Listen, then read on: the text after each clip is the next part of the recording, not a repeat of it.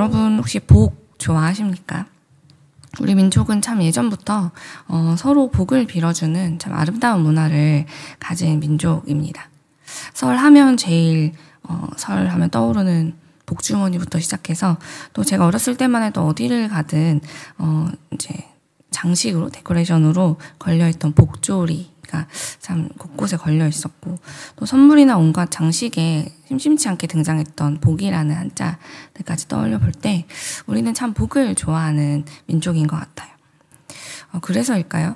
저도 성경의 많은 인물들을 이렇게 떠올리다가 아브라함을 생각하면 제 마음속 깊은 곳에서부터 참 많이 부럽다라는 생각이 들 때가 있습니다.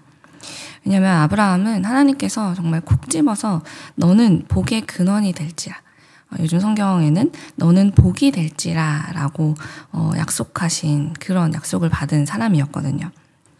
하나님께서 그에게 내가 다른 사람들보다 너에게는 복을 많이 줄게 이렇게 하신 그 정도의 약속을 하신 정도가 아니라 복을 주다 그것도 부족해서 그냥 네가 복이 되라 라고 말씀하실 정도로 하나님께 정말 많은 복을 받은 사람이라는 거죠.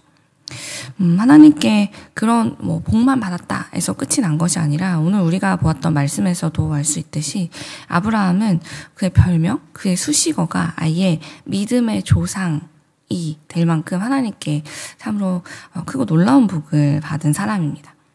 그래서 저는 말씀을 묵상하면서 또 궁금했어요. 어떻게 아브라함은 이렇게 복의 근원이 되는 복을 받는 것뿐만이 아니라 하나님으로부터 너는 믿음의 조상이라는 인정도 받고 또 그 까다로운 유대인들에게도 항상 자랑스러운 믿음의 조상으로 불리는 삶을 살 수 있었는지 참 궁금해졌습니다. 그러다 보니 보통 우리는 그렇게 그 정도의 사람들로부터 많은 이제 오랜 시간을 인정받고 하나님께 칭찬받는 사람이라 하면 그냥 당연히 이 사람은 날 때부터 혹은 어려서부터 하나님을 정말 너무너무 사랑하고 또 그 부모님 때에서부터 참 신앙생활에 힘쓴 그런 믿음의 가정에서 독실한 신자로 자라난 특별한 믿음을 가진 그런 사람일 거라고 생각하곤 하는데요. 그런데 창세기를 읽다 보면 이 아브라함뿐만 아니라 그의 아버지부터 우리가 생각한 것과는 좀 전혀 다른 삶을 살았다는 것을 쉽게 알 수 있습니다. 아브라함의 아버지의 직업이 무엇이었는가를 보면 그의 아버지는 우상을 만드는 사람이었죠.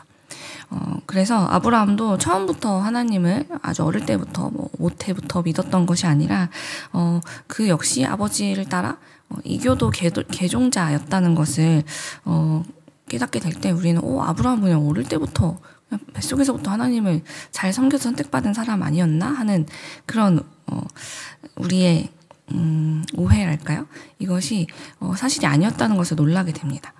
아브라함이 다른 사람들보다 유독 다른 어떤 특별한 믿음의 경험을 어려서부터 가졌다거나 대단한 신앙을 가지고 살았기 때문에 믿음의 조상이 된 것이 아니라는 사실이죠.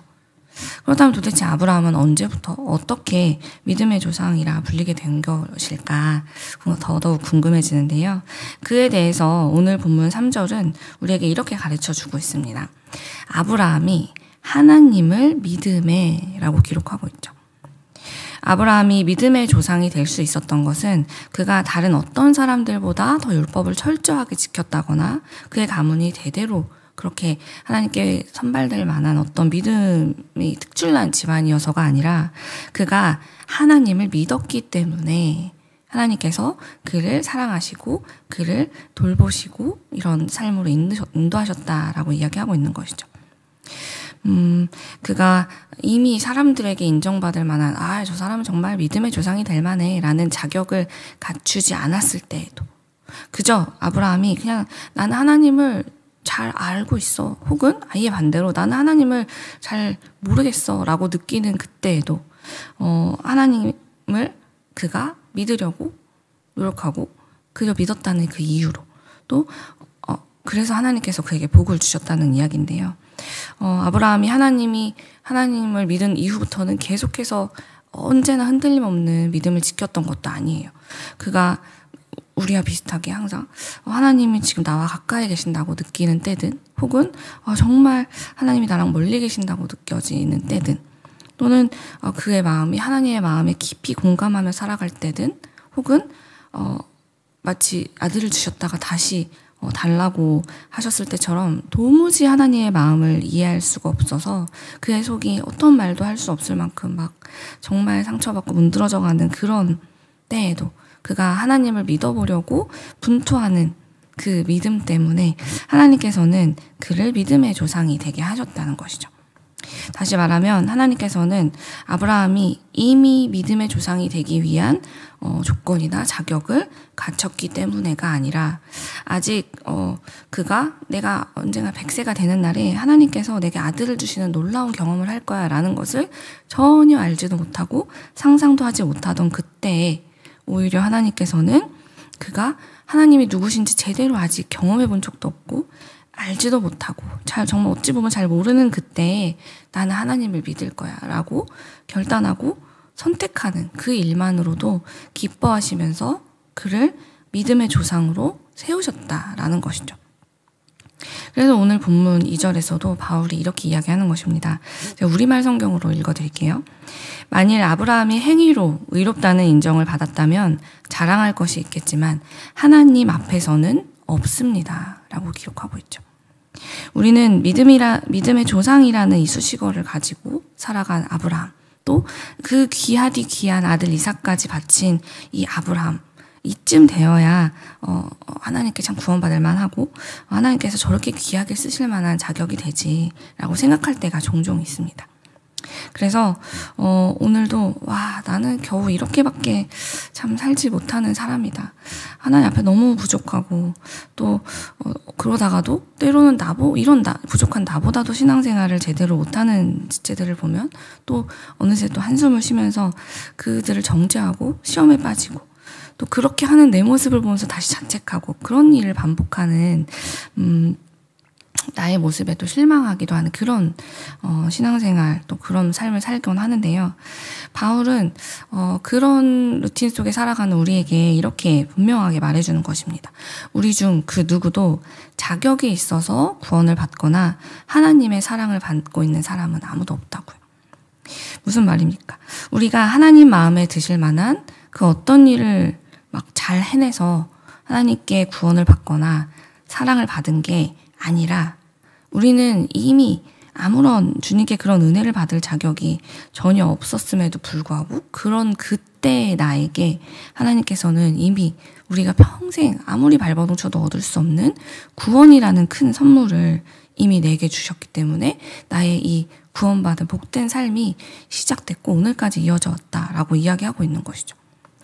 아브라함이 하나님을 잘 알지 못하던 그때도 그저 그가 하나님을 믿었다는 이유로 너는 믿음의 조상이 될 거야 라고 하나님께서 정하시고 그렇게 행하셨던 것, 그 일들이 우리에게도 이미 일어나고 있다는 것입니다.